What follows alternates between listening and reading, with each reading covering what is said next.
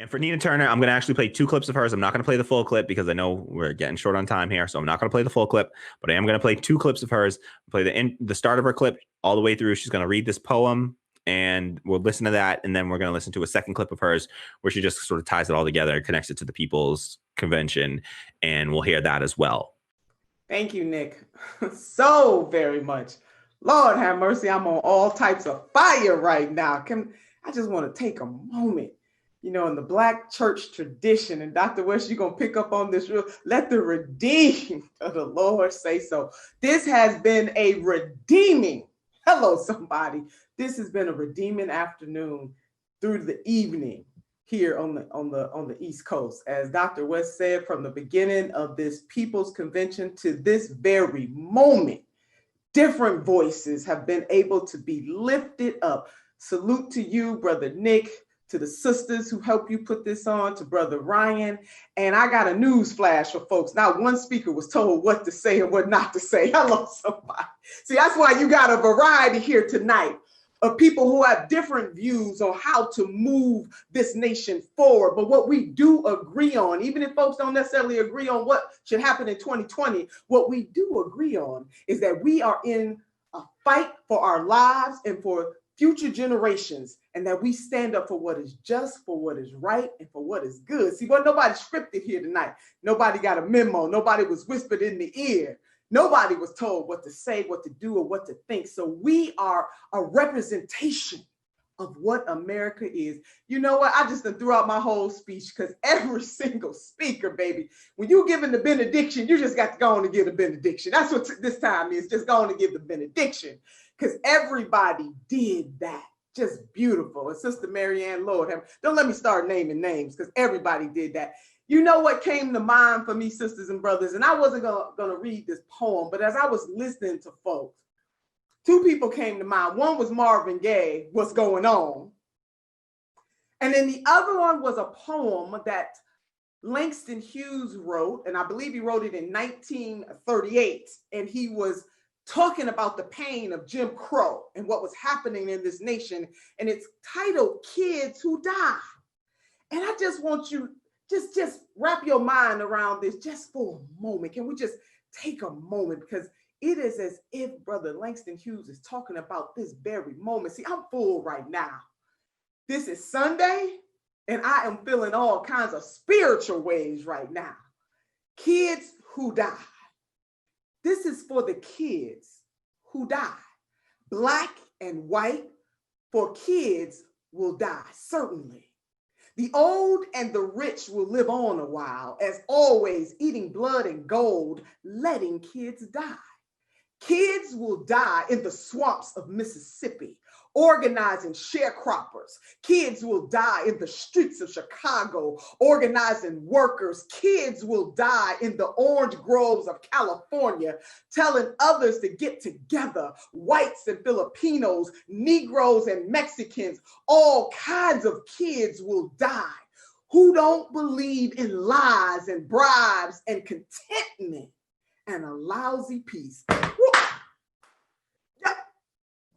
Hello, somebody. See, this poem encapsulates this very moment. Brother Langston Hughes is talking about this very moment. I hope you caught what he said. He said, telling others to get together, whites and Filipinos, Negroes and Mexicans, all kinds of kids will die who don't believe in lies and bribes and contentment and a lousy peace. That is what the movement for a People's Party is all about. We don't believe in the lies and the bribes and the contentment and a lousy peace. How can we have peace in moments like this, when over 90 million of our sisters and brothers are either uninsured or underinsured? How can we have a peace when you got a Congress that goes on recess while millions of people are facing eviction from their homes? How can we have peace when on the streets of America right now, Black lives have been lifted and reaching out, calling out the racism and the white supremacy and the bigotry of a system that was created for Black lives to languish. How can we have peace when you got 12 folks who are on the precipice of controlling $1 trillion, while meanwhile back on the ranch, we got sisters and brothers suffering all over this country? How can we have peace when people are drowning in debt for the crime of going to college? Hello, somebody. How can we have peace when we have a criminal justice system that is unjust in every stretch of the imagination? How can we have peace? Yeah, that was, woo. I mean, right out of the gate, that's what you get with Nina Turner, right? She does not hold back. She does not mess around. It's always moving. You feel like I've been to a few churches, I will say. I've been to a few church like events and stuff, but not a church goer. But damn, you feel like you're in church. You feel like she take you to church. Her, Cornel West, they take you to church. I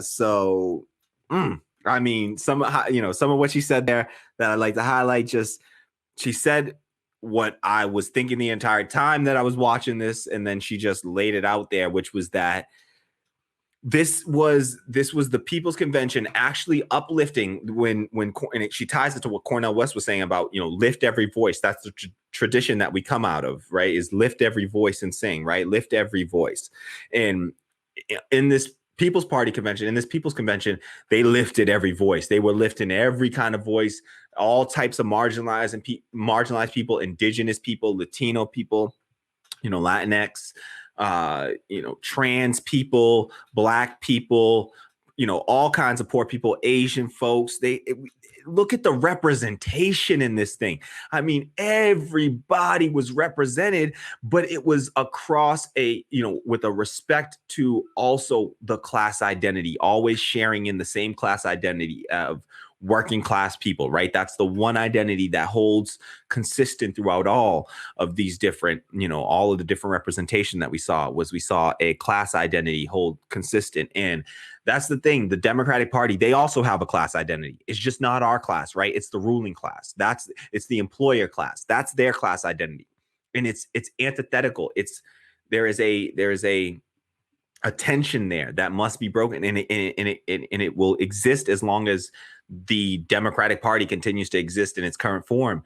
And they are the party of the elites, essentially. They are no longer the party of working class people. And there is no longer a party of working class people, right? And so we need to build that. We need to start to build that now. And so please, I hope, support the People's Party. Support this People's Party. You don't if you believe in trying to put pressure on the Democrats and you actually want them to fold to your will, you don't have to go and you don't have to change your party like designation, really. If you're not in an open primary state, you should not be changing your party designation unless for sure for some reason there's some a viable candidate on the People's Party. That's my position right now. I'm in an open primary state, so I'm an unregistered vote. I'm not unregistered in the sense of not registering vote. I'm undeclared. I forget what they call it, but it's like I don't belong to any party. I belong to no party. I removed myself from the Democratic Party a while back.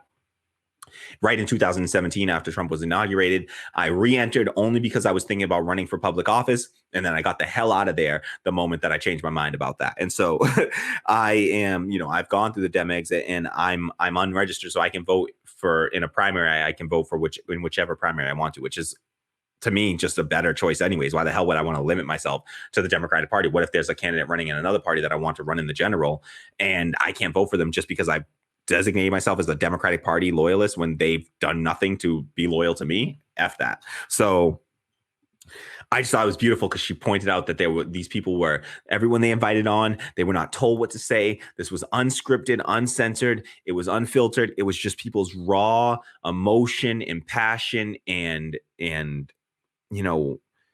just them communicating their ideas and their values in a way that is so different than what we saw out of the DNC and the RNC. And it's just absolutely stands in complete contrast to that. And so other things that she said that I thought were, okay, so yeah, so we'll let's get to our second piece actually, and then we'll come back and we can talk about it all. I do like that she also said that how redeeming it was. I felt the same way. I was like, damn, this thing is so redeeming. It's just such a redeeming convention. So, all right, let's get to the last clip, Nina Turner. And so the very system, the racist, bigoted system, the system that oppresses the poor, that system was created by design. It didn't happen by accident. It was on purpose. And on purpose, we the people can turn this thing around. So we got some dragons to slay, baby. We got to slay the dragons of neo-fascism. As Dr. West said, the gangster in the White House, he must go. There is no doubt about it. He must go. And I agree with Dr. West that people are coming at this at all angles. I get it. See, I'm not a vote shamer. I'll leave that for the professionals. Hello, somebody. I'm just old fashioned, and I just believe that folks who are running for office ought to earn the vote. And how do you earn the vote? You don't earn it by doing the same old, same old. You earn that vote by giving people a vision. See, you got to have a vision that provides provision for the people. It is our money. It is our government. And so you got folks sitting up there talking about what we cannot have with our money, what we cannot have with our government, it's a lack of vision. So it is time out for playing games. There is no more time for playing games. Babe, we're not going for a lousy peace.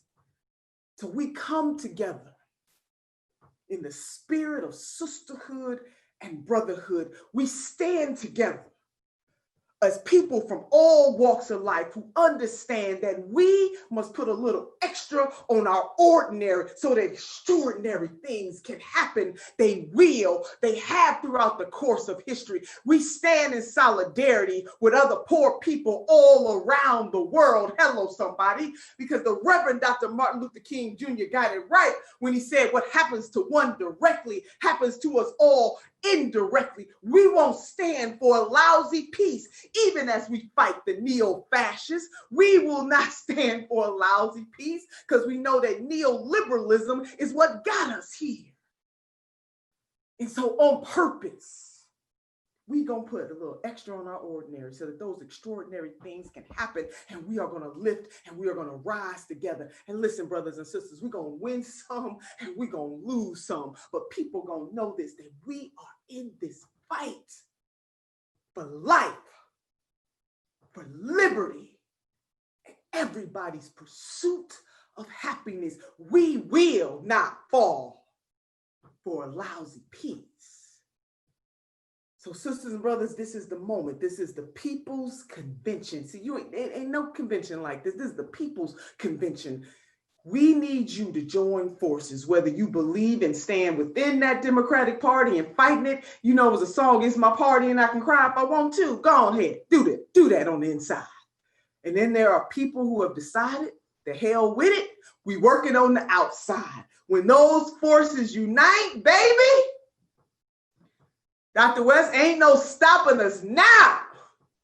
We are on the move. We will not contort for a lousy peace. We need truth and reconciliation in these United States of America, baby.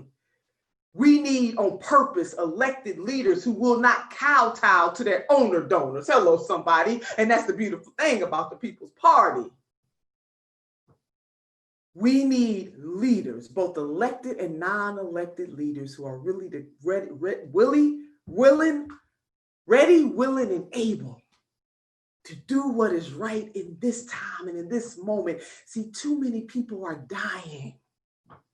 Too many people are afraid. Too many people are stressed the hell out. And it didn't just get this way because of who's in the White House. It's been this way. But see what the pandemic has done, Miss Rona, as some of my elders call it, what the coronavirus has done, what COVID-19 has done, is blowing this thing all up. Can nobody in good consciousness pretend that they don't know what is going on in this country? No longer, no more lousy peace. And we can both slay the neo-fascist, slay the neoliberal, and tell the truth, the whole truth, and nothing but the truth.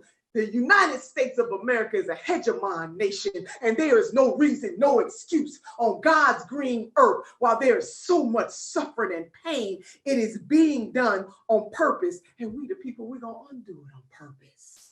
So yeah, this is revolution time. We have never been a country afraid of revolution. And this is a revolution of values, as the Reverend Dr. Martin Luther King Jr. once said, a revolution of love, a revolution of hope, a revolution of justice.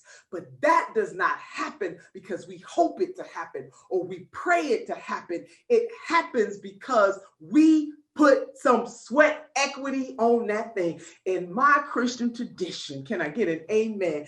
Faith without works, baby, is dead. So we're going to put in the work so that we can have a true peace, not a lousy peace. There's room at this end for everybody in the People's Convention, in the People's Movement, for everybody. As long as we are standing together, there is absolutely nothing we cannot do. But boy, oh boy, Nina Turner. Oh, I mean, it's just, you get so excited. You just like, I just want to go out there and just run through a wall right now. Like, I just feel like I can run through this wall. So she gets me going, right? Like, she just, woo. All right. So that's Nina Turner speaking. I lose my stuff when Nina speaks, and Cornell does it too. But Nina Turner, she just gets you going. You get all worked up. You're ready to do something. You're ready to revolt. You want a real revolution right now. So that's it. That was the People's Convention, y'all. I mean, was that not just a world of difference than what we're used to out of these two parties? Is that not just everything you've been, the things that, like, I mean, they hit on so many themes that we constantly discuss on the show. Like, they hit on the show hasn't existed that long. I think they covered everything we've covered so far, not entirely, not in depth, but they covered so much in 5 hours. This was a 5-hour conference. I know, goddamn it, my stream's gone almost for 5 hours, right? So you could have just watched the People's Convention in this time.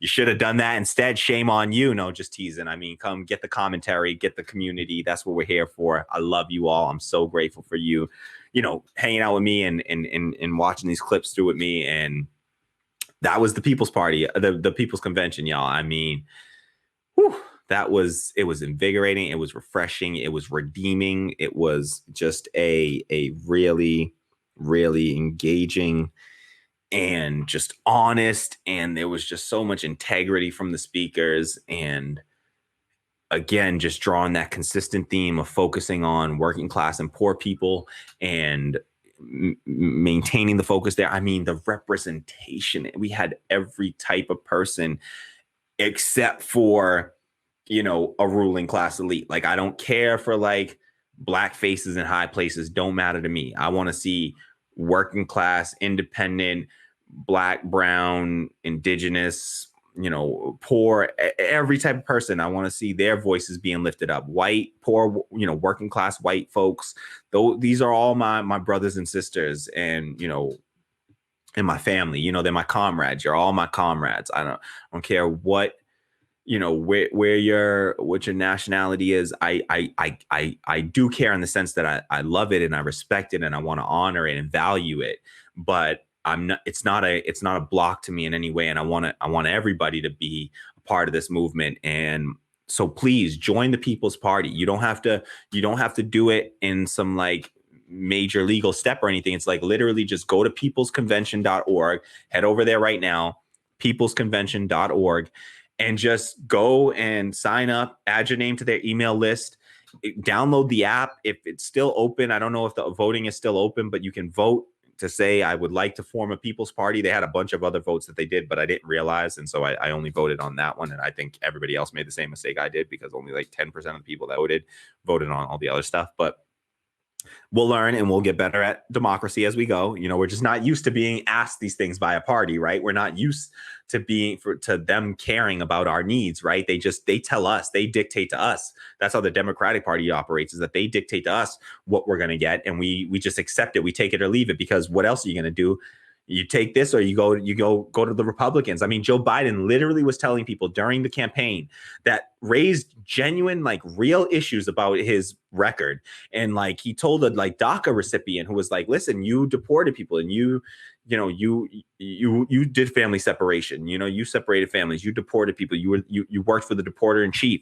How are you going to be different this time around? And his response was to turn his back to that person, walk away from them, and tell them to go vote for Trump. A DACA recipient, go vote for Trump? What kind of BS is that? To tell, it's so insulting and condescending. And again, he told voter after voter, working class person after working class person, you don't like me, go vote for somebody else. Go vote for Trump. Go vote for somebody else.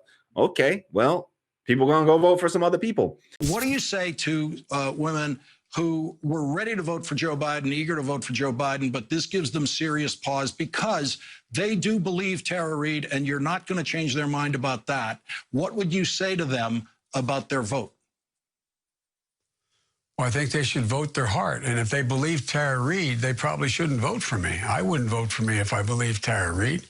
The fact is that, look at Tara Reade's story. It changes considerably. And so, but I don't want to question her motive. I don't want to question anything other than to say the truth matters. That was last night, and that is not the first time that Joe Biden has done that. He has told people to vote for other candidates multiple times. You should vote for Trump. You should vote for Trump. You got the right candidate in Bernie. Then you should vote for somebody else. You say you're against pipelines, but then you want to replace these gas lines. That's not going to work. We got to stop building and replacing pipelines. You got to go vote for somebody else. All right, thanks so much, sir. We're going to have you. Thank you so much. Thank you so much. I'm going to vote you in the general if you treat me Yeah, right. I know. Well, I'm not. Joe, maybe they'll do that. Maybe they will vote for other candidates.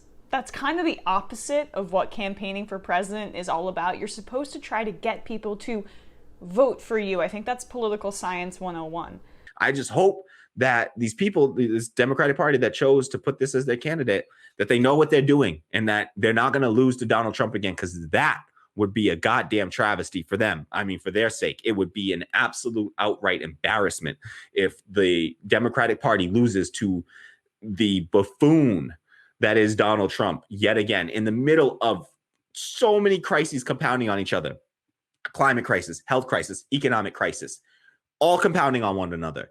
And what's the response? What's the response going to be if they lose to Donald Trump with all that going on and all of that laid at Donald Trump's feet, and you still manage to lose to Donald Trump? And let me be clear, it's a very real possibility at this point that Joe Biden loses to Donald Trump in this next election. Check out the full convention, support, join the People's Party.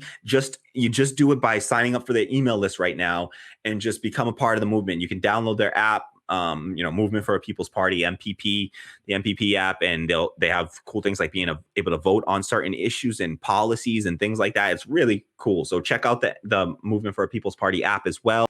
Thanks for watching Radical Democracy Podcast. I'm your host, Kahmali Rose. Please like and share this video, subscribe to the channel, and if it doesn't bother you, hit that bell below to receive notifications whenever we go live or launch a new video. Please leave your thoughts in the comments below, and if you can afford it, do me a huge favor and head over to my Patreon at patreon.com/radicaldemocracy and throw me a few bucks. Whatever you can afford, it goes a long way, and I will greatly appreciate it. It helps the channel to continue to exist and to grow, and I really appreciate the support. Thank you so much, and I hope to see you soon. All right, peace. All right, that was a good one. That one's it.